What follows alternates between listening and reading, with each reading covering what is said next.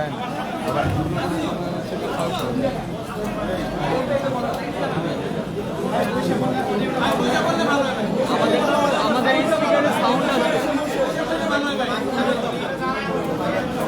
সম্মানিত সাংবাদিক আছেন আপনাদের সঙ্গে বসে বলে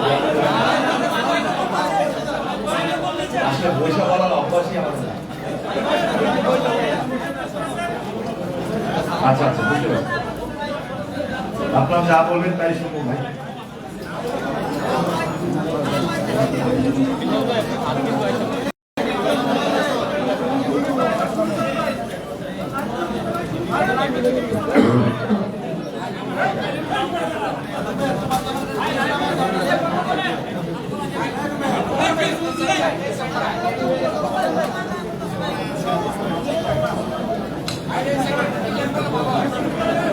Hey, bhai, tu jana.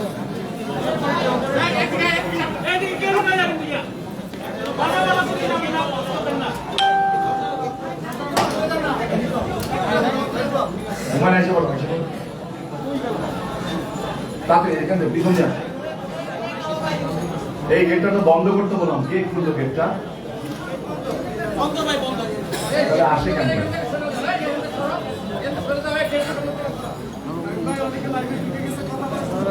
ভাই বলি ভাই একটা মিনিট সময় দেন।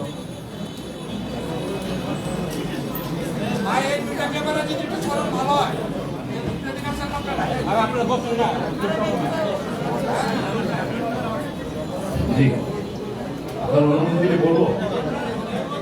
আমি যখন কথা বলবো এই রিটন চুপ করে বসো, এখান থেকে কোন সাউন্ড হবে না, হবে না বাস হবে না।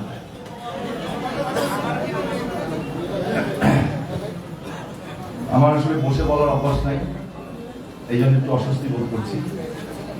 আর যদি এই আয়োজনে কোনো ত্রুটি থাকে তার জন্য প্রথমেই আমার শ্রদ্ধাভাজন সাংবাদিক ভাইরা এবং বিশেষ করে ঢাকার থেকে আগত যারা এসেছেন স্বনামধন্য সাংবাদিক যারা আছেন, যারা জনগণের কথা বলেন, জনগণ কথা তুলে ধরেন, আমি তাদের পক্ষ থেকে ক্ষমা চেয়ে নিচ্ছি। কারণ আমাদের গত 1-2 দিনে আমাদের উপর অনেক ট্রমা গেছে। বিশেষ করে ছাত্রলীগের যে সেক্রেটারি ছিল সুজন এত অল্প বয়সে চলে গেছে, এটা আমাদের কর্মীরা এখন মেনে নিতে পারেনি। আমরা জানাজাটাও করতে পারিনি। এইটার পরেই আমরা প্রেস কনফারেন্সের পরে আমরা নিচে তার গায়েবে জানাজাটা করবো, কারণ তার লাশ ইতিমধ্যেই সোনারগাঁয়ে নিয়ে যাওয়া হয়েছে। আমরা সবার কাছে তার জন্য দোয়া চাচ্ছি, আপনারা দোয়া করবেন যাতে আল্লাহ রাব্বুল আলামিন তাকে রেহেস্ত নসিব করেন। যাই হোক, আমি প্রথমেই ধন্যবাদ জানাচ্ছি যে আমার মতো একটা ক্ষুদ্র মানুষ, অতি ক্ষুদ্র সামান্যতম একটা মানুষের আহ্বানে আমি প্রেস কনফারেন্স করতে এসেছি। যদিও ওই প্রেস কনফারেন্স করা আমার কথা না, ঠিকও না।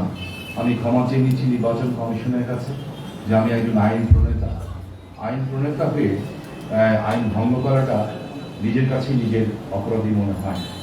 তো আমি প্রথমেই মনে করতে চাই যে আজকের দিনটা হচ্ছে 10ই জানুয়ারি। এই 10ই জানুয়ারি জাতির পিতা বঙ্গবন্ধু শেখ মুজিব আমাদের স্বাধীনতার আরেকটি অপর নাম, যাকে না হলে স্বাধীনতা হয়তো সারা জীবনের জন্য অপূর্ণ থেকে যাবে। সেই স্বাধীনতার অপর নাম জাতির জনক বঙ্গবন্ধু শেখ মুজিব আজকে বাংলার মাটিতে তার পবিত্র পা রেখে তার মায়ের কাছে তার সন্তান ফিরে এসেছিলেন, এবং সেই কারণে আমার মনে হয় এই দিনটি আজকে আমাদের কাছে বিশেষ গুরুত্ব বহন করে। তাই প্রথমেই জাতির পিতা বঙ্গবন্ধু শেখ মুজিব, তার পরিবার, ৭১ সনে যারা স্বাধীনতার জন্য জীবন দিয়েছেন, যারা গণতন্ত্রের লড়াইয়ে জীবন দিয়েছেন এবং ভাষা আন্দোলন থেকে আরম্ভ করে এই পর্যন্ত গণতন্ত্র মানুষের অধিকার আদায়ে যারা সংগ্রাম করেছেন এবং যারা চলে গেছেন এবং যারা আছেন, তাদের সকলের প্রতি আমার শ্রদ্ধা জানাচ্ছি এবং তাদের প্রতি কৃতজ্ঞতা জানাচ্ছি যে তোমাদের জন্যই আজকে আমরা স্বাধীন হয়েছি, আমরা একটি স্বাধীন বাংলাদেশে আছি।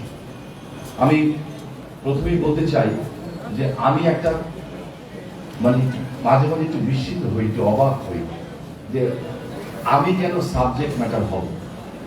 আমার সাংবাদিক ভাইদের কাছে আমার প্রশ্ন যে আমি কেন সাবজেক্ট হই সবসময়। নারায়ণগঞ্জ সিটি কর্পোরেশন একটা ছোট্ট সিটি কর্পোরেশন, মাত্র 5,16,000 19,000 একটা ভোট।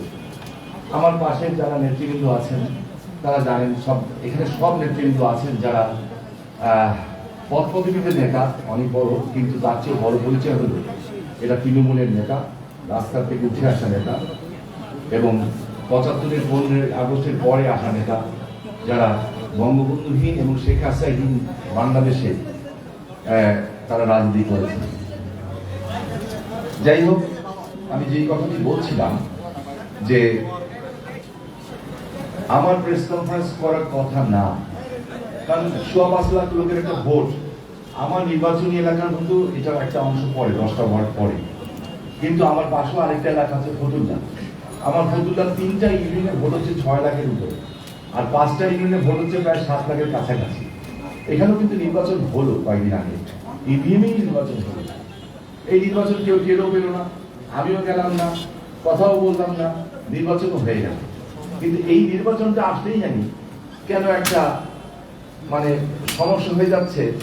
গরিবের বউ যেন সবার ভাবি হয় না, আমার অবস্থা হচ্ছে এই, এও বলে আমি ওনার, উনিও বলে আমি ওনার, দুজন দুজনকে দিয়ে দিতে চাই। কি একটা পজিশনে আমি পড়েছি আমি জানি না। বাট থিং ইজ দ্যাট আমি সত্য কথা বলতে পছন্দ করি, সব সত্য হয়তো এখানে বলতে পারবো না, এই জন্য আমার বিবেকের কাছে আমি ক্ষমা চাচ্ছি, আপনাদের কাছে। আমি একটা জিনিস বিশ্বাস করি যে truth is beauty and beauty is truth. সত্যই সুন্দর, সুন্দরই সত্য, এটা আমি বিশ্বাস করি মনে এবং প্রাণে। আমি সেই পরিবারে জন্ম নিয়েছি যেই পরিবার সত্য কথা বলে এসছে সবসময় এই নারায়ণগঞ্জের মাটিতে। আমি এই কয়েকদিন চুপ ছিলাম একটা কারণে, যেটা আমার কাজ না। এখন যেইভাবে আমার চুপ থাকাকে কেন্দ্র করে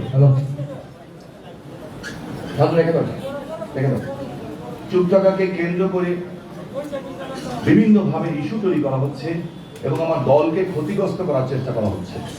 কেউ দলের উল্টো দিকে থেকে ক্ষতি করছে, কেউ দলের সাথে হেঁটে ক্ষতি করছে। সেই কারণে আমি ভাবলাম যে আমার কথা বলাটা উচিত। আমি মানসিকভাবে শক একটা কারণে, সেটা হচ্ছে আপনারা জানেন যে আমি এখন ওই জিনিসটা চেপে যাই, সেটা অসত্য কথা বলা হবে। কিছুদিন আগে আমার বাবা, আমার মা, আমার ভাই, আমার সেই পিতা, যেই বাড়িতে আমার বাড়িতুলো মানে যেই বাড়িতে আওয়ামী লীগ তৈরি হয়েছিল, জাতির পিতা বঙ্গবন্ধু তার নিজের লেখনীতে বারবার যে বাড়ির কথা বলে গেছেন, সেই বাড়িতে আমার পিতা একেন শামসুল জোহা, যিনি স্বাধীনতা সংগ্রামে নেতৃত্ব দিয়েছিলেন, বঙ্গবন্ধু পরিবারকে মুক্ত করতে চেয়ে নিজে গুলিকাহত হয়েছিলেন, জাতির পিতার কন্যাকে মুক্ত করতে চেয়ে, এবং তার পরিবারকে বঙ্গমাতাকে এবং সহ তাদের পরিবারকে মুক্ত করতে চেয়ে। সেই পিতা, আমার মা ভাষা সৈনিক, আমার বড় ভাই নাসিম ওসমান মুক্তিযোদ্ধা ছিলেন, এবং যেদিন বিয়ে হয় সেই রাত্রেই শেখ কামাল ভাই রাত্রে 12:30 পর্যন্ত আমাদের বাড়িতে ছিলেন, মানে বিয়ের অনুষ্ঠানে ছিলেন। এবং সেদিন হয়তো নারায়ণগঞ্জে আসলে ইতিহাস অন্যভাবে লেখা হতো, ওনার আসার কথা ছিল। আমার সেই ভাই বিয়ের পরের দিনই, পরের রাতেই আমার মা তাকে, আমার মা যত গয়না এবং বিয়ের যত অনুষ্ঠানের গয়না সবকিছু একটা কাপড়ে বেঁধে দিয়ে দিয়েছিলেন যে প্রতিশোধ নিতে যাও। বিয়ের একদিন পরেই প্রতিশোধ নিতে গেছিলেন। আমি সেই পরিবারের সন্তান, যেই পরিবারে খন্দকার খুনি মোস্তাক, ঘৃণিত খুনি মোস্তাক ফোন করেছিল, আমার মা ফোনটা ধরেছিলেন, আমি ধরেছিলাম ফোনটা। আমার বাবাকে চাওয়া হলো, সেদিন ছিল 17ই আগস্ট। আমার বাবা প্রস্তুতি নিয়েছিলেন, 20-30টা বন্দুক জোগাড় করেছিলেন এবং পলাতক থাকা অবস্থায় জাস্ট ঘরে এসেছিলেন কিছু একটা জিনিস নেওয়ার জন্য। অনেক ছোট ছিলাম, মনে নেই। সেইখানে ঠিক সেই মুহূর্তেই আমার বাসায় ফোনটা আসে, ল্যান্ড ফোনে। আমার মাকে আমি ফোনটা দেই। আমার মা ভাষা শুনিয়েছিলেন, হোসেন সোহরাওয়ার্দী সাহেবের, আবুল হাসিম সাহেবের ছোট বোন যিনি, হোসেন শহীদ সোহরাওয়ার্দী সাহেবের ওয়াইফ, তার ভাবি। সেই কারণে উনিও একটি রাজনৈতিক পরিবার বিলং করতেন। সেই মা খন্দকার মোস্তাকের ফোনের উত্তর দিয়েছিলেন যখন মোস্তাক আমার বাবাকে প্রস্তাব দিয়েছিলেন যে মন্ত্রী হওয়ার জন্য। আমার মা একটা উত্তর দিয়েছিলেন। সেই মাকে আমি গর্ব করে আজকে স্মরণ করতে চাই যে আমি আপনার জন্য গর্বিত, আমার পিতা, আমি আপনার জন্য গর্বিত, যদিও আপনার আমাদের জন্য 1 টাকাও রেখে যান নাই মৃত্যুর সময়।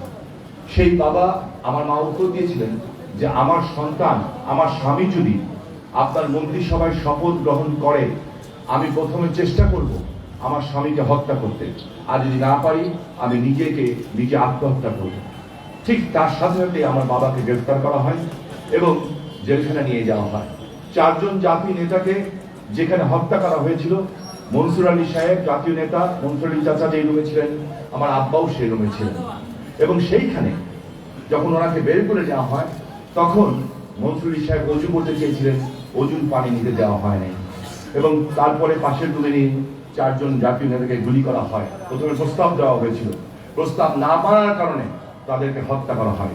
এবং সেই দিন আমার বাবা শুনেছিলেন যে তারা চিৎকার করে বলছেন যে আমাদেরকে হত্যা করো, আমরা শেখ মুজিবের লোক ছিলাম, আমরা শেখ মুজিবের লোক আছি, আমরা শেখ মুজিবের লোক থাকবো। তাই যারা আজকে আমাদেরকে প্রশ্নবিদ্ধ করতে চান বিভিন্ন ভাবে, তাদের উদ্দেশ্যে বলতে চাই, এই যে আমরা যারা এখানে বসে আছি, এই হাত দিয়ে 49টা লাশ দাফন করেছি। বোমা হামলা হয়েছে, পাশে চন্দনশীল বসা, দুটো পা নাই, জ্ঞান ছিল না। নারায়ণগঞ্জের অনেক সাংবাদিক যারা বয়সে বেশি তারা সেদিন ছিলেন। কানে শুনছিলাম না, চোখে দেখছিলাম না, কতজন মারা গেছে কিছু জানতাম না, শুধু জানতাম রক্তের উপরে শুয়ে আছি, মারা গেছি। এখানে আমাদের ইত্তেফাকের সাংবাদিক, আমাদের সিনিয়র বড় ভাই, যার ছোটবেলায় আমরা যার সামনে কোলে পিঠে বড় হয়েছি, বাদল ভাই আছেন। সাংবাদিকরা চিৎকার করে জিজ্ঞেস করছিলেন যে কিছু বলবেন, কিছু বলবেন। আমি শুনছিলাম না কানে। তখন আমার বড় ভাই সেলিম ওসমান, যার একজন এমপি, উনি আমাকে বলছেন তোমাকে জিজ্ঞেস করছে তুমি কিছু বলবে। আমি শুধু ফ্যাল করে তাকিয়ে ভেবেছিলাম যে একটা কথাই, দেশটার জন্য কাকে দরকার, এই দেশটাকে বাঁচাবে কে। বঙ্গবন্ধুকে নিয়ে যেহেতু আমাদের সবার স্বপ্ন শেষ করে দিচ্ছে, আমাদের কৈশোর নাই, যৌবন নাই, কিভাবে বড় হয়ে গেলাম, কিভাবে আজকে মৃত্যুর দ্বারপ্রান্তে এসে দাঁড়িয়েছি আমরা জানি না। আমরা আমাদের কৈশোরে আনন্দ পাই নাই, যৌবনের আনন্দ পাই নাই। রাজপথে মিছিলে মিটিংয়ে আমাদের জীবন কেটে গেছে টিয়ার গ্যাস আর গুলি আর নির্যাতনের ভিতরে, আর শুধু লাশ দাফন করো, লাশ দাফন করো, লাশ দাফন করো। সেইখানে আমার শুধু মনে হয়েছিল আগামী প্রজন্মের জন্য একটা দিন দরকার, আর সেটা হচ্ছে জাতির পিতার রক্ত, এবং সেটার নাম হচ্ছে শেখ হাসিনা। আমরা বলেছিলাম সেদিন শেখ হাসিনাকে বাঁচান। আমরা মৃত্যুর মুখে যেও বলি আমরা শেখ হাসিনাকে বাঁচান। আমরা দেশ ছেড়েছি, কাজ করেছি, 18 ঘন্টা মানুষের দোকানে কাজ করে খেয়েছি। আমাদের বোন সেগত্তা ইয়াসমিন আবিদি মুন্সিগঞ্জের এমপি, মানুষ অনেক কিছুই জানতো আমার সম্বন্ধে, আমাদের সম্বন্ধে অনেক কিছু অপপ্রচার করা হয়েছে। 18 ঘন্টা একটা সাবওয়েতে কাজ করেছি, এমন কিছু নাই যে যেই কাজ করি নাই, সেই কাজ করেছি। সোনার চামচ দিয়ে জন্ম নেওয়া মুখ, আমার বড় ভাই সেলিম ওসমান হাউমাউ করে কেঁদেছিলেন যে তুমি কাজটা ছেড়ে দাও, দোকানটা কেন, আমি let me C the world, আমাকে একটু দুনিয়াটা দেখতে দাও। আমি দুনিয়া দেখেছি। সো আমরা আমাদের ভাই বোনরা দুনিয়া দেখেছি, এই কারণে বলবো আমরা না খেয়ে জীবন কাটিয়েছি। আমি জানি না কয়দিন বাঁচবো, মৃত্যু যে কোনো সময় আসতে পারে, মৃত্যুর স্বাদ সবাইকে গ্রহণ করতে হবে। আমরা 75 থেকে 79 পর্যন্ত একবেলা ভাত খেয়েছি, 2 বেলা খাইনি। আমার মা পাড়া হওয়ার সময় আমাদের হাতে ঘিয়ের একটু মেখে দিতেন, বলতেন যদি কেউ জিজ্ঞেস করে কি খেয়েছো, বলবা বাসায় পোলাও খেয়েছি। আমার বড় বোন, তাকে বিয়ে দেওয়া হয়েছিল মসজিদের ভিতরে শুধু একটা করে জিলাপি দিয়ে। আমার আরেক বোন যে কানাডায় থাকে এখন, তাকেও বিয়ে দেওয়া হয়েছিল কলেজের মাঠে। আমি এরকম স্যাক্রিফাইস আমার না, এরকম স্যাক্রিফাইস আওয়ামী লীগের 99টা পরিবারের, যারা আওয়ামী লীগ করে, শেখ হাসিনাকে ভালোবাসে, জাতির পিতাকে ভালোবাসে, শেখ রেহানাকে ভালোবাসে, বঙ্গবন্ধুর পরিবারকে ভালোবাসে। কিন্তু কিছু সংখ্যক হাইব্রিড আর কিছু সংখ্যক ওই ধরনের তেলবাজ লোকদের কারণে তাদের মনের ভিতরে এখন রক্তক্ষরণ হয়। তো যাই হোক, আমি সেই দিকে যাচ্ছি না। আমি শুধু বলতে চাচ্ছি একটাই, আমি ভেবেছিলাম খুব খুশি মনে একটা প্রেস কনফারেন্স করবো, খুব খুশি মনে ঝাঁপিয়ে পড়বো নারায়ণগঞ্জে আমাদের প্রার্থীর পক্ষে। 5 লাখ লোকের একটা ভোটের হিসাব, কে কোন রিপোর্ট দিল, কোন সংস্থা কোন রিপোর্ট দিল, ওই সংস্থার রিপোর্টের বিশ্বাস করে যারা রাজনীতিতে উপর থেকে নিচে পড়েছে। আমাদের শিকড় মাটির তল থেকে উঠে আসার শিকড়, আমরা আমাদের মাটিতে হাত দিলে বুঝতে পারি এই মাটি কি কথা বলতে চায়, ওইটুকু আমরা বুঝতে পারি। আমরা একটা মানুষের দিকে তাকালে বলতে পারি যে এই মানুষ কি কথা বলতে চায়। এটা আমাদের নারায়ণগঞ্জ, এই নারায়ণগঞ্জে আমাদের জন্ম, এই নারায়ণগঞ্জে আমাদের মৃত্যু। তাদের উদ্দেশ্যে বলতে চাই, শুধু একটা জিনিস চেয়েছিলাম যে যারা এই কি বলবো, এটা বলা ঠিক কিনা জানি না, তো বলা উচিত, এই জন্য বলা উচিত, মানুষ তো আমরা, হায়াতের ঠিক নাই। আমি একটা শুধু বলতে চাই, আমি কেউকে ব্লেম করি নাই, আল্লাহ সাক্ষী, এখানে সালাম ভাই আপনারা আছেন, সবাই আছেন, নারায়ণগঞ্জের সাংবাদিকরা, কেউকে ব্লেম করি নাই, কেউকে না। কবরস্থানে যখন শ্মশানের মাটি দিয়ে ঢেকে দেওয়া হয়েছে, আমি শুধু বলেছিলাম ইবলিশ ওরফে শয়তানের কাজ, অবশ্যই ইবলিশ ওরফে শয়তানের কাজ। যখন আমি দেখি একটা দেশে একটা বিকৃত মানুষ নামে একটা 2 বছরের মেয়েকে রেপ করে, ওটা কি মানুষের কাজ? নো, ওটা ইবলিশের কাজ, শয়তানের কাজ, ওটা ইভিলের কাজ। হিন্দু ধর্মে ওটা অসুরের কাজ, ওটা কোনো মানুষ করতে পারে না। তাই সেই কারণে আমি বলছি ইবলিশ শয়তানের কাজ। আমাকে কেউ কেউ প্রশ্ন করেছিল একটা ব্যক্তির নাম ধরে, একটা মহিলার নাম ধরে, আপনি কি তাকে দায়ী করেন? আমি তাকে ধমক দিয়ে বলেছিলাম তার নাম কেন বল, তার নাম কেন বলছেন আপনারা এখানে? সে তো কোনো সাবজেক্ট না, কারণ আমার বিশ্বাস ছিল। কিন্তু একটা প্রেস রিলিজ আমার হৃদয়কে ক্ষতবিক্ষত করে দিয়েছিল।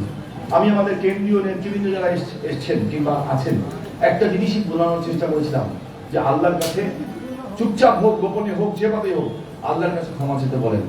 আল্লাহর কাছে ক্ষমা চাওয়াটা তো, মানুষের কাছে ক্ষমা চাওয়া তো কোনো ব্যাপার না। আমি ভুল করলে ক্ষমা চাবো না।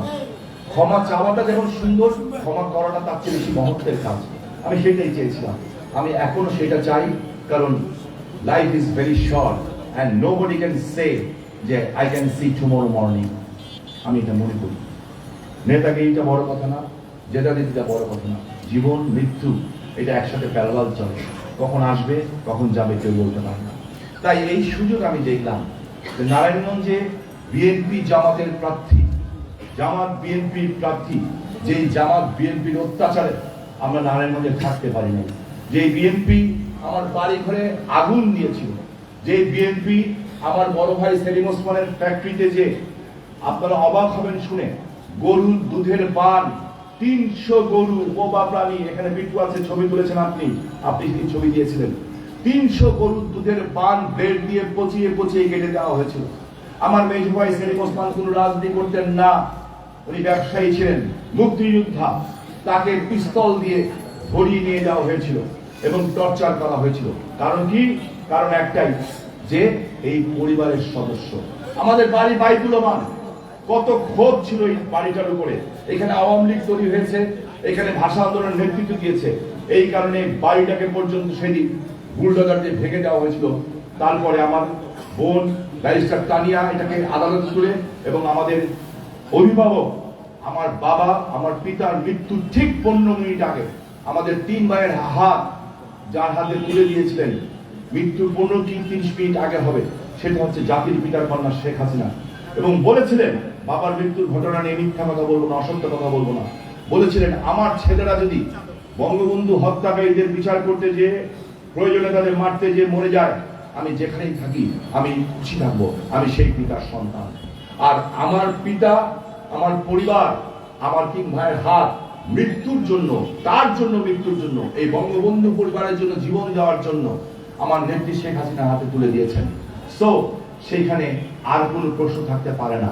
সেখানে আজকে নৌকাকে নিয়ে বিভিন্ন কথা হচ্ছে, নৌকা নিয়ে অনেকে আবার নৌকার সাথে চলছেন, আবার নৌকাকে আন্ডারমাইন করছেন। যাদের পিছনে তাদের বাড়ির বউ আছেন কিনা খবর নাই, আতেল মানুষ, নাস্তিক মানুষ যারা আছেন 2-4টা, এমন এমন কথা বলছেন, নৌকা না পেলে এটা হতো এটা হতো, মুখে লিপস্টিক মেখে পুরুষ মানুষ কথা বলেন। হ্যাঁ, সেই লিপস্টিক আমাদের বলতে চাই, নারায়ণগঞ্জ নৌকার ঘাঁটি, নারায়ণগঞ্জ শেখ হাসিনার ঘাঁটি, নারায়ণগঞ্জ বঙ্গবন্ধুর ঘাঁটি, নারায়ণগঞ্জ মুক্তিযুদ্ধের সপক্ষের ঘাঁটি। এখানে অন্য খেলা খেলার চেষ্টা করবেন না, আমি পরিষ্কারভাবে বলতে চাই। আমরা একটা কথা বলতে চাই, বিএনপি জামাত বলবে, কিন্তু তারপরে সাথে থেকে যারা বলে এটা কিন্তু দলের জন্য ক্ষতিকর, এটা প্রার্থীর জন্য ক্ষতিকর, নৌকার জন্য ক্ষতিকর। কে প্রার্থী? হু কেয়ার? কে প্রার্থী? হু কেয়ার? কলা গাছ না আম গাছ আমাদের দেখার বিষয় না। আমাদের দেখার বিষয় একটাই, এইটা আমার স্বাধীনতার নৌকা, এইটা আমার জাতির পিতার নৌকা, এটা আমার শেখ হাসিনার নৌকা, এটা আমার বঙ্গবন্ধু পরিবারের নৌকা, এটা আমাদের রক্ত দিয়ে গড়া নৌকা, এটা আমাদের 49 জন লাশের নৌকা, এটা চন্দনশীলের 2 পায়ের বিনিময়ের নৌকা, এটা আমার এই মনি আর পাপ্পু যাদের লাশ দাফন করতে পারি নাই। বিএনপির সময় এখানে পার্টি অফিসে নিয়ে আসছিলাম, তাদেরকে শ্রদ্ধা জানানোর জন্য ওই লাশের উপরে গুলি করা হয়েছিল, 70টা গুলি বের করেছিলাম, কবরস্থানে নিতে পারি নাই। কবরস্থানে নিতে না পারার পরে চানমারিতে মসজিদের পাশে, তখন এই রাস্তা ছিল না, সেই রাস্তার পরে তাদের দাফন করেছিলাম ওই মনির পাপ্পুর নৌকা। সো এই নৌকার বাইরে যাওয়ার আমাদের আওয়ামী লীগের যারা আমরা ভালোবাসি, যারা স্বাধীনতার পক্ষের শক্তি, তাদের যাওয়ার কোনো উপায় নাই। কোনো গিভ অ্যান্ড টেক করার জন্য আমরা রাজনীতি করতে আসি নাই। কোনো পদ পদবি পাওয়ার জন্য আমরা রাজনীতি করতে আসি নাই। রাজনীতি করতে এসেছি বঙ্গবন্ধুর হত্যার বিচারের দাবিতে, হয়ে গেছে। রাজনীতি করতে এসেছিলাম যুদ্ধাপরাধীদের বিচারের দাবিতে, হয়ে গেছে, চলমান আছে। এখন রাজনীতি করছি নেক্সট জেনারেশনকে একটা সুন্দর দেশ যাওয়ার জন্য, জাতির পিতার নেতৃত্বে, যাতে বলতে পারি বাংলাদেশ আমরা এখন কেবল পায়ে ভর দিয়ে দাঁড়িয়ে নাই, আমরা নিজের পায়ে ভর দিয়ে দাঁড়িয়ে আছি। তাই সকল প্রশ্নে অনেক কষ্ট বুকে চাপা নিয়ে বলছি, আমি জানি না এখান থেকে আমি নিচে যাব, আমি গায়েবে জানাজা দিব, আমার আব্বা আম্মার কবরে যাব। শুধু একজন মানুষের কাছে আমি কেউ নাম বলবো না, তাহলে নির্বাচনে হয়তো ভালো হবে না। অনুরোধ করব যে জাস্ট আমার কথা চিন্তা করে না, সৃষ্টিকর্তা আল্লাহ, রসুল, আল্লাহ, ভগবান, জিসাস, যে যেই নামে ডাকেন না, যেতে হবে একজনের কাছে, যেতে হবেই হবে, কোনো পথ নাই। টুডে আর টুমরো। সো অন্তত পক্ষে আল্লাহর কাছে মাপ চান, তাহলে অন্তত পক্ষে আমি একটু শান্তি পেতে পারি যে ওকে ফাইন, আল্লাহর কাছে মাপ চাইলে তো আর কিছু থাকে না দুনিয়াতে। আমরা মানুষ ভুল তো করবই, ফেরেশতা শয়তান ভুল করবে না, শয়তান শয়তানি করতে ভুল করবে না, ফেরেশতা ভালো কাজ করতে ভুল করবে না, যেই ধর্ম অনুযায়ী আমি মনে করি। সো আমার বক্তব্য জিস্ট হচ্ছে এইটা যে আওয়ামী লীগের নেতাকর্মীরা আছেন এখানে, মূলধারার সবাই আছেন, সবাই এ টু জেড, প্রত্যেকটা ওয়ার্ড, ইউনিয়ন লেভেলের, থানা লেভেলের নেতাকর্মীরা আছেন, ছাত্রলীগ, যুবলীগ, স্বেচ্ছাসেবক লীগ, কৃষক লীগ, হ্যাঁ, শ্রমিক লীগ, মহিলা লীগ, যুব মহিলা লীগ। আমি কিন্তু কাল আগের থেকেই করছি, কিন্তু আমি টু বি অনেস্ট আমি কথা বলবো, আমি নৌকার পক্ষে নামি নেই এখন পর্যন্ত, তখন পর্যন্ত। কেন? মনের মধ্যে একটা কষ্ট ছিল। কিন্তু যুব মহিলা লীগ প্রোগ্রাম করেছে, তাদের আপ্যায়নের ব্যবস্থা আমি করেছি। যুবলীগ প্রোগ্রাম করেছে, আপ্যায়নের ব্যবস্থা সাহায্য করেছে আমি করেছি। মহিলা লীগ প্রোগ্রাম করেছে, আপ্যায়ন। কেন? তারা আমার অতিথি, তাদেরকে আপ্যায়ন করা আমার দায়িত্ব। কিন্তু আমি যেভাবে নামা উচিত আমার, সেভাবে নামতে পারিনি। তবে আজকের থেকে ইনশাল্লাহ সেভাবে নামলাম। আওয়ামী লীগের প্রত্যেকটা নেতাকর্মীর কাছে অনুরোধ থাকবে, আমার অনুরোধ থাকবে, আমি যদি এত বড় কষ্ট, আমার জীবনের সবচেয়ে কষ্টের প্রেস কনফারেন্স এটা, আমার জীবনের সবচেয়ে কষ্টদায়ক দিন এটা হয়তো, কিন্তু আমার উত্তর হচ্ছে, আমার মনের কাছে আমি প্রশ্ন করেছি, আমি কি এটা করবো? কেন করবো? পরে আমার বড় বোন আমাকে একটা কথা বলেছে, আমার বড় ভাই সেলিম ওসমান কালকে আমাকে নিয়ে বলেছে, তোমার কি মনে আছে একটা কথা? আইলাম কোনটা? বলো, আপা মারা যাওয়ার আগে আমাদের 3 ভাইয়ের হাত আপার উপরে তুলে দিয়েছিলেন। আইলাম জি হ্যাঁ মনে আছে। বলো, তাহলে এই নৌকা কার? আমি বললাম আপা। এই নৌকা কার? বলো বঙ্গবন্ধু। বল বাস, বাকিটা নেত্রী আপার উপরে ছেড়ে দাও, উনি আমাদের অভিভাবক। তাই জীবনের শেষ দিন পর্যন্ত কেউ যদি মনে করে আমাদেরকে ক্ষত বিক্ষত করবে, কথায় কিংবা বুলেটে কিংবা বোমে, করতে পারেন, করতে থাকেন, কোনো আপত্তি নাই। কিন্তু শেখ হাসিনা, বঙ্গবন্ধু পরিবার, বঙ্গবন্ধু এবং বঙ্গবন্ধুর আদর্শের বাইরে এক চুল পরিবার নিয়ে যাওয়ার আগে যাতে আমাদের মৃত্যু হয়, সেই দোয়াটুকুই আমি আপনাদের কাছে কামনা করি। এবং যাবো না ইনশাল্লাহ, করবো না ইনশাল্লাহ।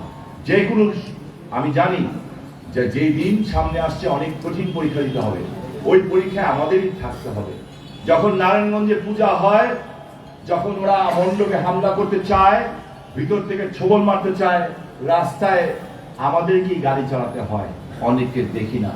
যখন মৌলবাদীদের আস্ফালন হয়, তখন আমার এই ছাত্রলীগের ছেলেরা, হাজার 15,000 ছেলে, প্রত্যেকটা অলিতে গলিতে পাহারা দিয়েছে, যাতে ধর্মের নামে কেউ উন্মাদনা করতে না পারে। তাদের মনে কষ্ট দিয়েন না, তাহলে নেক্সট জেনারেশন তৈরি হবে না। কিন্তু আদর্শই। আর নির্বাচন ভালোবাসা দিয়ে করতে হয়, নির্বাচন ধমক দেওয়া হয় না, এটা আমি বিশ্বাস করি, মনে প্রাণে বিশ্বাস করি। আর জয় আমাদের, আমি মনে করি আমাদের জয় হবে, কারণ এই জায়গাটা হচ্ছে নৌকার, এই ঘাটিটা হচ্ছে নৌকার, মাত্র 5.25 lakh vote, 19,000 vote. So it's not a very big, এমন না যে ঢাকার মতো 20 লাখ 25 লাখ ভোট। আমার মনে হয় যে জনগণের কাছে আমাদের যাওয়া উচিত। আওয়ামী লীগের নেতা কর্মীদের কাছে আমি কথা বলবো, মিছিলে মিটিংয়ে পোস্টারে ভোট আসে না। ভোট আসতে হয় মানুষের কাছে যেতে হবে, মানুষের কাছে বলতে হবে, মানুষের ঘরে যেতে হবে। আমি মানুষের জন্য কি করব সেইটা বলতে হবে। অপরেরকে দোষারোপ করে নিজে ভোট পাওয়া যায় না। আমি কি করব, what I will do, what is my program. আর যদি আমার কোনো ব্যর্থতা থেকে থাকে আমাকে বলতে হবে যে আমি ব্যর্থতা, আমি আগামী দিনে আপনাদের দোয়া নিয়ে এই ব্যর্থতাকে ওভারকাম করে আমরা এটা নিয়ে এগিয়ে যাব। এবং সব কথা বলার আগে একটা কথা বলা উচিত, যে ধর্মের আগে, যে আমরা সৃষ্টিকর্তার হুকুমে এই কাজটা করব। কারণ সৃষ্টিকর্তার হুকুম না হলে কেউ নিজে কোনো কাজ করতে পারে না। আমি জানি না আমি কি বললাম, তবে একটা জিনিস শুধু বলি, আওয়ামী লীগের পরিবারের মধ্যে বড় পরিবার, রাগ অভিমান থাকবে। সমস্ত রাগ অভিমান সবকিছু ছেড়ে দিয়ে গালি, মামলা, এই যে মামলা খাওয়া আসামি আছে সব আমার ডাইনে বাইরে। হ্যাঁ, আপনি তো ক্যামেরাম্যানটা নিচে বসেন, হ্যাঁ পরে তুলেন। তো সবকিছু ছেড়ে দিয়ে কিন্তু যেখানে যেই বাড়িতে যাওয়ার দরকার গেছিলাম, মাথায় হাত দিয়েছি, মসজিদের দাওয়াত দিয়েছি। আশা তো আমিও তো মানুষ, আমি তো রোবট না যে আমার খারাপ লাগতে পারে। মানুষ না আমি, ওইটা আমার বাবা না, ওইটা আমার মা না, ওইটা আমার ভাই না, খারাপ তো লাগতেই পারবে। বাদ দেন না, উনি আওয়ামী লীগের প্রতিষ্ঠাতা সদস্য ছিলেন, বাদ দেন। বাদ দেন এমপি ছিলেন, বাদ দেন নাসিম ওসমান এমপি ছিল, বঙ্গবন্ধু হাতের জন্য অস্ত্র তুলেছিল, বাদ দেন। বাদ দেন আমার মা ভাষা সৈনিক ছিল, বাদ দেন তার দুটো ছেলে এমপি, বাদ দেন না। একটা তদন্ত কমিটি করতেন, এখান থেকে না করলে ঢাকার থেকে করতেন, করলেন না কেন? যাই হোক, আপনাদের সবার কাছে দোয়া চাই, বঙ্গবন্ধুর জন্য দোয়া করবেন, তার পরিবারের জন্য দোয়া করবেন। আমি শামীম ওসমান আল্লাহকে সাক্ষী রেখে বলছি, আওয়ামী লীগ করে দিকে বলছি না। আমাদের বাচ্চা আছে, অনেকেরই ছোট ছোট বাচ্চা হয়েছে, হয়তো বাচ্চা, আমাদের ছোট ভাইদের, আমাদের বাচ্চার ভবিষ্যৎ কিন্তু শেখ হাসিনা এখন আওয়ামী লীগের না, শেখ হাসিনা এখন বাংলাদেশের শেখ হাসিনা। আপা এখন বাংলাদেশের আপা, যেমন বাংলাদেশের বঙ্গবন্ধু ছিলেন।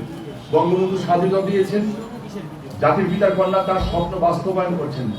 এই দুইটি বোনের দিকে তাকিয়ে, এই দুইটি বোন শেখ হাসিনার রেখে না, যদি এত বড় হিমালয়ের পর্বত বুকে চাপা নিয়ে রাখতে পারে, এত কষ্ট সহ্য করতে পারে, তাহলে আমরা একটু কষ্ট সহ্য করা উচিত।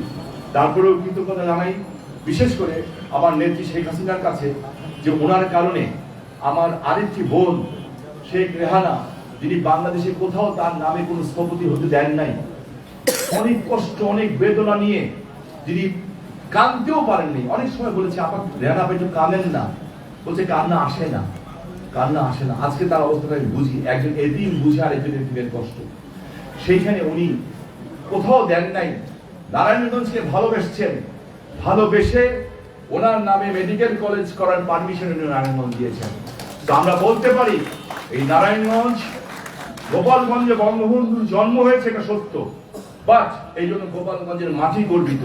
কিন্তু গোপালগঞ্জ জন্ম হলেও নারায়ণগঞ্জের মানুষ বঙ্গবন্ধু, বঙ্গবন্ধুর পরিবার এবং আওয়ামী লীগের জন্য তাদের ত্যাগ প্রতীক্ষা কাউকে কম না। ইনশাল্লাহ ভবিষ্যতে যদি আরো ত্যাগ করার সুযোগ পায় এই নারায়ণগঞ্জের মানুষ, আমরা আরো ত্যাগ প্রতীক্ষা করে আমরা সেটা প্রকাশ করবো। নির্বাচন তো একটা ছোট্ট ব্যাপার, এটা ছোট্ট একটা মান অভিমানের ব্যাপার। তো আমার আওয়ামী লীগের নেতাকর্মীদের কাছে, প্রেসের সামনে আমি ক্ষমা চাচ্ছি নির্বাচন কমিশনের কাছে, যে আমি আইন প্রণয়ন, আমি নিজে আইনের ছাত্র।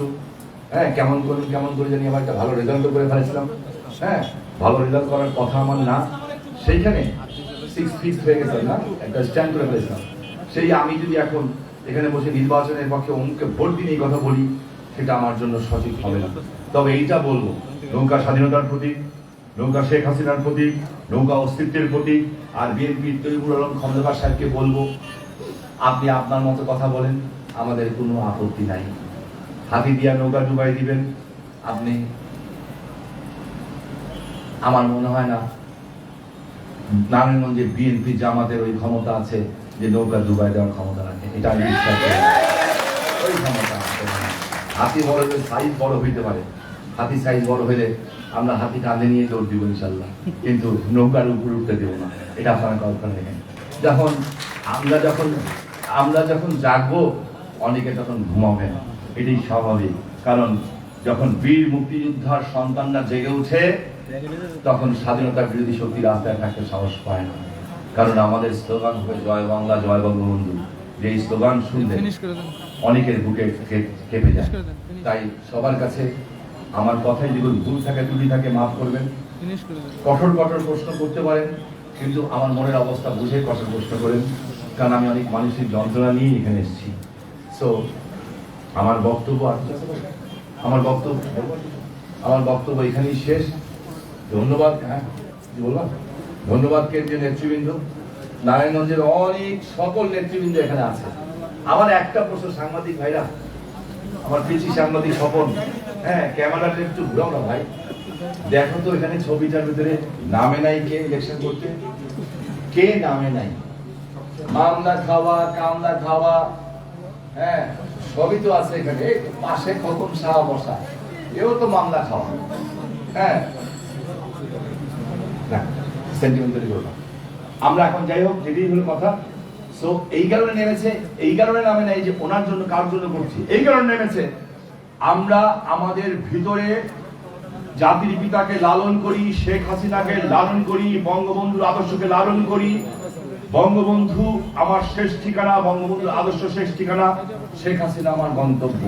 আর আমরা বিশ্বাস করি এই বাংলাদেশ মাথা উঁচু করে দাঁড়াবে। চারিদিক থেকে ছবল দিচ্ছে, সেই ছবল দেওয়ার শক্তিদের উদ্দেশ্যে বলতে চাই, আমরা বাংলাদেশ এখন কারোর পায়ের উপরে ভর দিয়ে দাঁড়ায় নাই।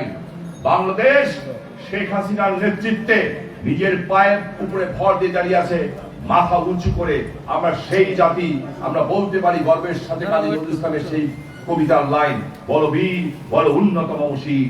আমরা সেই উন্নত মমশির, এই উন্নত মমশির হওয়ার পিছনে আমাদের যে শক্তি, সেই শক্তির নাম হচ্ছে জাতির পিতার কন্যা শেখ হাসিনা। আমাদের ওইটাই ঠিকানা, ওইটাই শেষ, ওইটাই শেষ কথা। এটাই আমার বক্তব্য। তো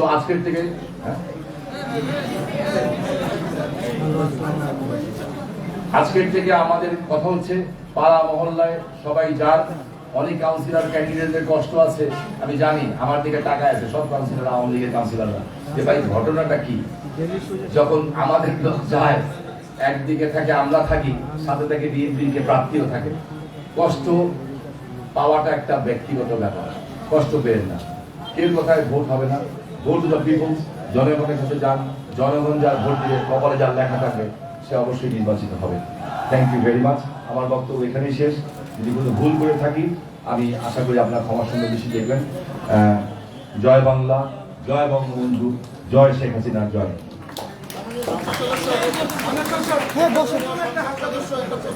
মাইকটা দেন,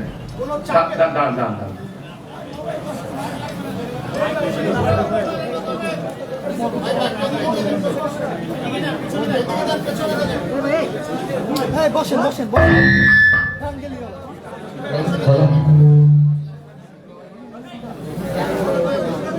আমার ছোট্ট একটা প্রশ্ন আছে। আমি রাজু আহমেদ, যুগান্তরে কাজ করি। আপনি কি কোনো চাপে পড়ে আজকে প্রেস কনফারেন্স করছেন? চাপে পড়ে? কোনো চাপে? আচ্ছা প্লিজ ভাই, আপনার সাংবাদিকরা ভয় করেন না।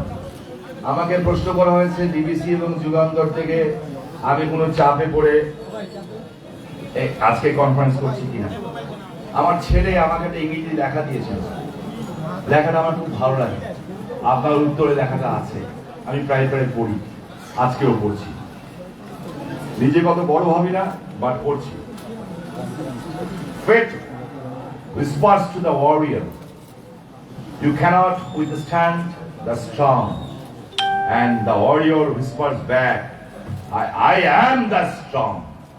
অর্থাৎ বিষয়টা হচ্ছে, ভাগ্য যোদ্ধাকে বলছে তুমি ঝড়ের সামনে দাঁড়াতে পারবে না, যোদ্ধা আবার ভাগ্যকে বলছে যে আমি নিজেই ঝড়। সো এই ঝড়দেরকে চাপ দেওয়ার ক্ষমতা কেউ নাই, আর কারো চাপে মাথা নত হওয়ার লোটা। আমরা শুধু ভালোবাসার কারণে করি। আর আমরা এইখান থেকে রাজনীতি করি না। আমরা যারা রাজনীতি করতে এখানে বসছি, প্রবলেমটা হচ্ছে আমরা এইখান থেকে রাজনীতি করি, আবেগ থেকে রাজনীতি করি। যেই আবেগ থেকে মুক্তিযোদ্ধারা মুক্তিযুদ্ধ করেছিল এবং নিজের জীবন বিলিয়ে দিতে এক সেকেন্ড দেরি করে নাই। আমরা সেই মুক্তিযুদ্ধের সম্মান। আই হোপ যে আপনি আপনার প্রশ্নের উত্তর পেয়েছেন। জি, মাননীয় সংসদ সদস্য। বেয়াদবি মাফ করবেন, পেছনে অনেক ক্যামেরা, বসে বলতে হচ্ছে প্লিজ।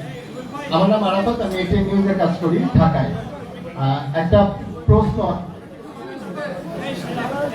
কারণ অনেক প্রশ্ন বেসিক্যালি গুছিয়ে রেখেছিলাম, কিন্তু আপনার বক্তব্য সব তসমস করে দিয়েছে। একটা প্রশ্ন বাকি আছে, সেটা হচ্ছে শামীম ওসমান ইটসেলফ এই নামটা একটা ব্র্যান্ড, সারা দেশের জন্য একটা ব্র্যান্ড। নারায়ণগঞ্জ শহরে এমপি জামাত ছাড়া শামীম ওসমানের কোনো প্রতিপক্ষই থাকার কথা না। সেইখানে যখন আপনার নিজের দলের প্রার্থী আপনাকে ডিজোন করে, বিএনপির কথা বাদ দিলাম, নিজের দলের প্রার্থী আপনাকে ডিজোন করে, এই ব্যর্থতা, এই পরিস্থিতিটা কেন তৈরি হবে? এই ব্যর্থতাটা আসলে কার? দেখ, এই সম্পূর্ণ প্রশ্ন করুন, বলেন। কোন পত্রিকা? ভোরে কাগজ। জি জি জি।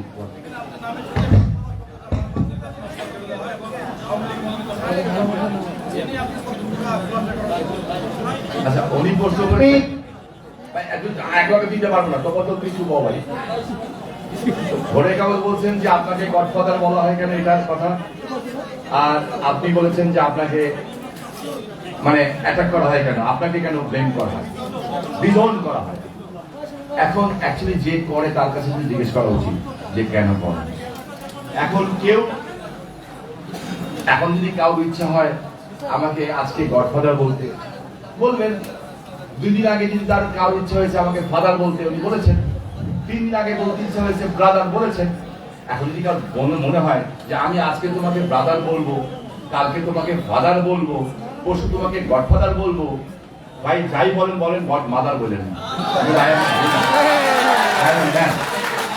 আই ডোন্ট কেয়ার জ্যান যে কে কি বললো, এবং এই বলা বলিতে আমার কিছু এসে যায় না। বিকজ আমি এইসব প্রুফ গালি খেতে খেতে আজকের থেকে ঠিক 5 বছর আগে খোকন শাহ, বাদল, চন্দন সব ছিল, মজিবুর ভাই, সকল ভাই সব ছিল, একটা শিক্ষা পেয়েছিলাম। আপনাদেরও বলি, কারণ আপনারাও অনেক গালি খান, সাংবাদিকরা দেশের বিদেশ থেকে গালি খাচ্ছেন। এখন সেই সাংবাদিকদের উদ্দেশ্যে বলি, মাননীয় প্রধানমন্ত্রীর সাথে আমরা টেবিলে বসেছিলাম এবং জাতির পিতার কন্যার সাথে অনেকগুলি কথা বলছিলাম। আমি বুঝতে পারছিলাম যে আমার কিছু কথা অতিরিক্ত হয়ে গেছে, এবং যেই কথাটা মা সন্তানের সাথে বলতে পারে সেইভাবেই বলছিলাম। মানি না, শুনি না, জানবো না, ওনার সামনে গেলে আমরা বাচ্চা হয়ে যাই। সেখানে উনি একটা কথা বলেছিলেন যে আমি নীলকণ্ঠী সমস্ত বিষকে হজম করি। ভোরের কাগজ প্রগতিশীল, এটিএন নিউজ প্রগতিশীল। আমি ওনাকে ফলো করা আমার দায়িত্ব। একজন সোলজারের দায়িত্ব তার সেনাপ্রধানকে ফলো করা, আর আমাদের দায়িত্ব হচ্ছে আমার নেত্রীকে ফলো করা। উনি যদি এত বিষকে হজম করে নীলকণ্ঠী হতে পারেন, তাহলে আমরা একটু নীলকণ্ঠ হলাম, কেউ যদি বলে শান্তি পায়, পাক না, আমার সমস্যা। Thank you. আমার নাম মাকসুদুল নবী, আমি চ্যানেল 24 এ কাজ করি। আমার দুটো প্রশ্ন ছোট করে। নৌকার প্রার্থী আইভি তিনি বলছেন শামীম ওসমানের প্রার্থী হলেন তৈমুর, এবং আড়াল থেকে শামীম ওসমান তাকে ব্যাক করছেন। একই সাথে আপনার ভাই জাতীয় পার্টির রাজনীতি করেন, জাতীয় পার্টির নেতারাও তাকে সমর্থন দিচ্ছেন। এই ব্যাপারে আপনার অবস্থান কি? এবং তিনি সবশেষ বলেছেন যে শামীম ওসমান বা অন্য কারো সমর্থন তার দরকার নেই, দরকার জনগণের সমর্থন। দুটো বিষয় বলে খুশি হব। দেখেন, উনি কি বলছেন, এটা একটা নির্বাচন করতে গেলে অনেক সময় মাথার স্কুল ঢিলা হয়। উনি কি বলতেছেন এটা ওনার ব্যাপার। যারা নির্বাচনটা কষ্ট করে পরিচালনা করছেন, 5 লাখ লোকের একটা ইলেকশন, 5,19,000 ভোট, আমার জাতীয় পর্যায়ের ডার্ক সাইড নেতারা সব নারায়ণগঞ্জে এসে নির্বাচন করছে। ত্যাগী রাজপথের থেকে তৈরি হয়ে আসা নেতা, ছাত্রলীগের এক্স প্রেসিডেন্ট, এক্স সেক্রেটারি, এক একজনের এক এক থেকে বর্ণাঢ্য জীবন। তারা বলছেন যে নির্বাচন একটা কৌশল বিএনপি জামাতের। তা আমি কারটাকে সঠিক বলবো, তারটা না। এখন যদি আমি তার প্রশ্নের উত্তর দিতে চাই, তাহলে দাঁড়াবে এটা যে আমি তাকে সঠিক বলছিলাম, এটা তার নির্বাচনে এফেক্ট করবে।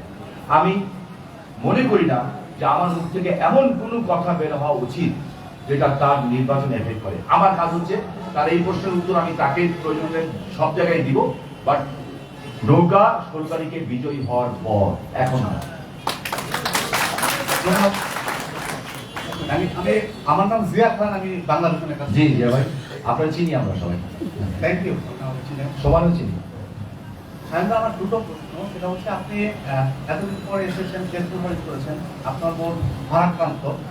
তারপরে প্রশ্ন হচ্ছে যে লোকের জন্য আজকে থেকে আপনি নামার জন্য নির্দেশনা দিচ্ছেন, আপনি নিজেও নামছেন, তো আপনি কতটুকু আত্মবিশ্বাসী যে আপনার লোক এখানে পাস করবে? এক। দ্বিতীয় প্রশ্ন হচ্ছে ঘুরে ফিরে সেই কথাটাই নিয়ে আসি, আপনাকে যে তকমা বারবার দেওয়া হচ্ছে ইলেকশনকে কেন্দ্র, ইলেকশন আসতে বারবার আপনি যেটাকে হজম করেন তাহলে বললেন, আসলে সেটাকে আপনি পজিটিভ নেন না নেগেটিভ নেন বিষয়টা? আচ্ছা, আমি কিন্তু আজকের থেকে নামিনি। আমার কিন্তু বক্তব্য শুরুতেই বলে গেছি যে আমি তো নির্বাচনে নামতে পারি না রে ভাই। আমি মেম্বার অফ পার্লামেন্ট, আমি কিভাবে যে ভোট চাপ, এটা উচিত না, এই আইনটা উঠিয়ে দেওয়া উচিত আমি মনে করি। কারণ সবাই নামতেছে আলটিমেটলি লুকায় বোকায়, তো আইন আমরাই করবো, আমরাই মানবো না, এটা খুব একটা গভীর কাজ বলে মনে করি। তো সেই দৃষ্টিকোণ থেকে আমি মনে করি, আমি আমাদের এই জন্যই বলেছিলাম ওই সকলকে, ওরা আমি বয়স হচ্ছে বাচ্চা টাচ্চা আছে কিন্তু পিচ্ছি বলছি যে ক্যামেরাটা ঘুরান্ত দেখি কে নামে নেই। সকাল বিকাল রাত 3 বেলা পরিশ্রম করতেছে, কোমরে যে মেরুদণ্ড ভাঙ্গা আমাদের জেলা আওয়ামী লীগের সেক্রেটারি, হ্যাঁ, কোমরে বাইনা নিয়ে কাজ করতেছে। এরা কে কাজ করতেছে না? এই যে মঞ্জুর ভাই, সবাই, everybody is doing the work. But পুরো রশিদ ভাই, আমাদের প্রশ্নটা হচ্ছে আমাকে নিয়ে বিভিন্নভাবে টুইস্ট করে নিউজ করা হচ্ছে। যেহেতু টুইস্ট করে নিউজ করা হচ্ছিল, that's why I have to do the press conference. আর যারা এরকম বিভিন্ন সময় বিভিন্ন কথা বলে, খারাপ লাগে না আমার কাছে, তাদের উদ্দেশ্যে বলতে চাই শুধু 16 তারিখে তো খেলা অবশ্যই হবে এবং খেলা আমরা জিতবো সময় কিছু বলবেন? আমি একটা লেডিস ফার্স্ট। আচ্ছা বলেন, এশিয়ান টিম বলছেন। আমি হাবিব, এশিয়ান টিভিতে কাজ করি। আপনি তো গেলবার আপনার বোনকে নৌকা খচিত শাড়ি উপহার দিয়েছিলেন, এবার কি দিবেন বলে দোয়া, যাতে আল্লাহ তাকে হেদায়েত করেন। একজন মহিলা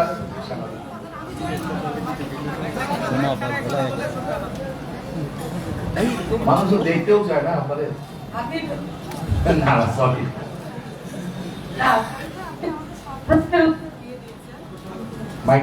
সব প্রশ্নের উত্তরই দিয়ে দিয়েছেন, আমাদের আর বলার মতন করে কিছু নয়।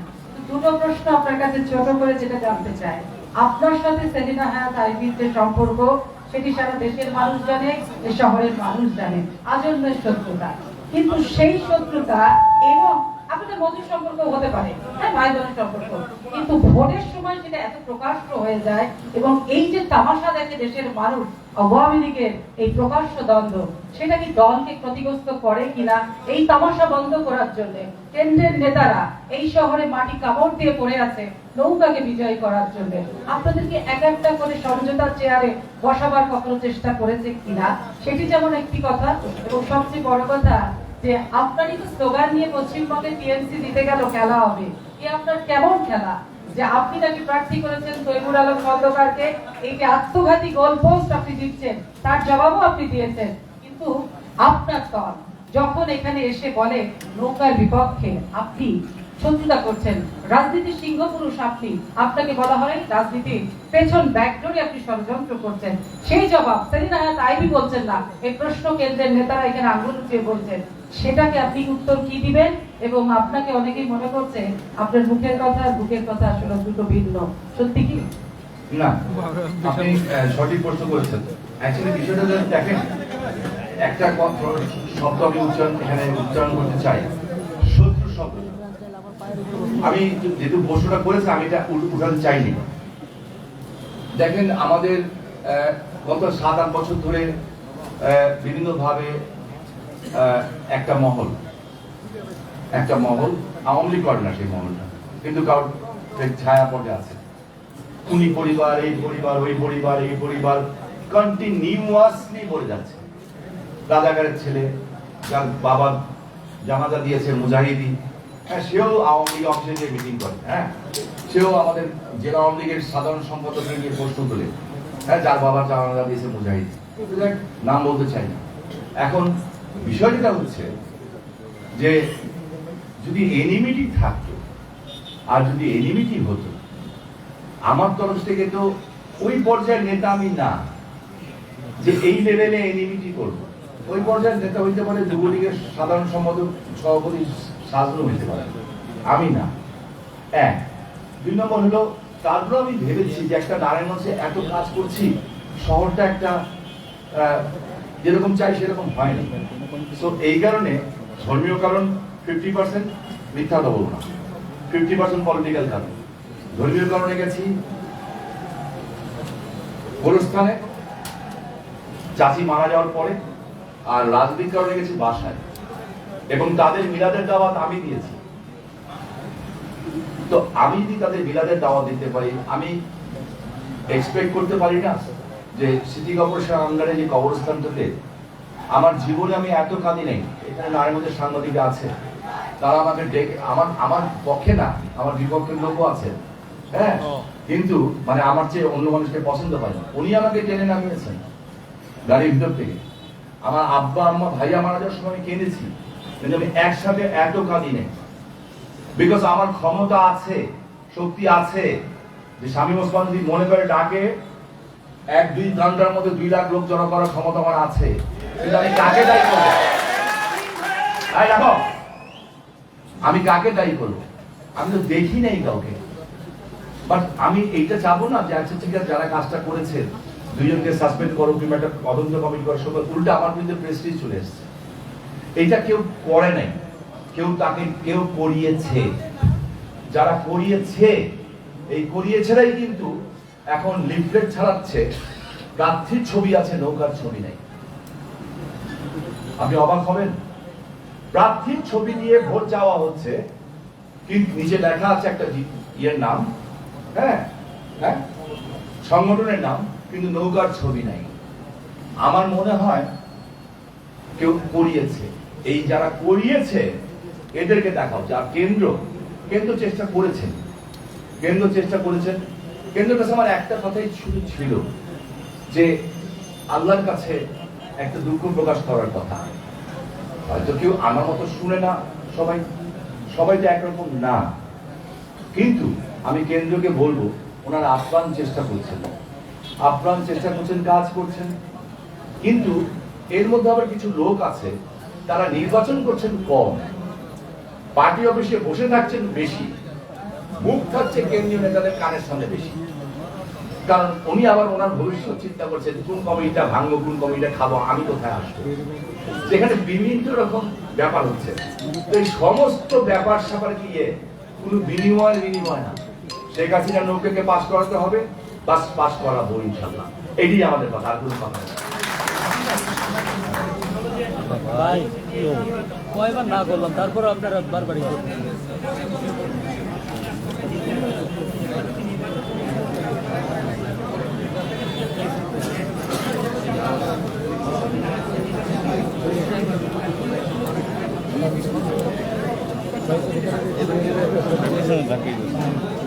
সরকার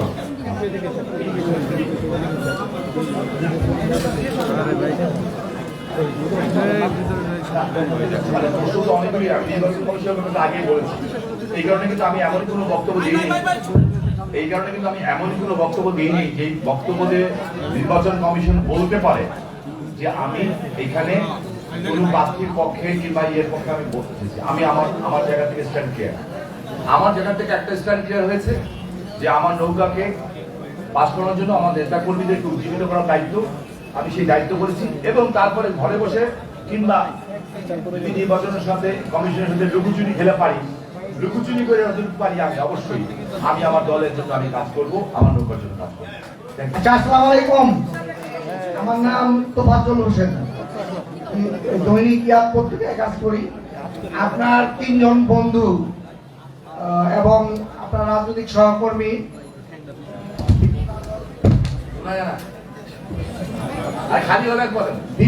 বিপি বাদল, চন্দনশীল এবং অ্যাডভোকেট খোকন সাহা, এই 3 জন মনোনয়ন প্রত্যাশী ছিল, তাদেরকে মনোনয়ন দেওয়া হয় নাই। তো তাদের তো দলের একটা হওয়া দরকার, অনেকদিন রাজনীতি করলো, তাদের ব্যাপারে আপনি কিছু বললেন না। আপনার জন্য মাঠে রইলো, ময়দানে রইলো, তাদের জন্য কিছু বলেন। ভাই তো ফজল, তুই যে দলটা আগে করতি না, ওই দলের একটু গজ আর একটু মূল্যায়ন করে ছোট দাদা। থ্যাংক ইউ, আমার মনে হয় শেষ করে দিই। Thank you very much. সাংবাদিক ভাইরা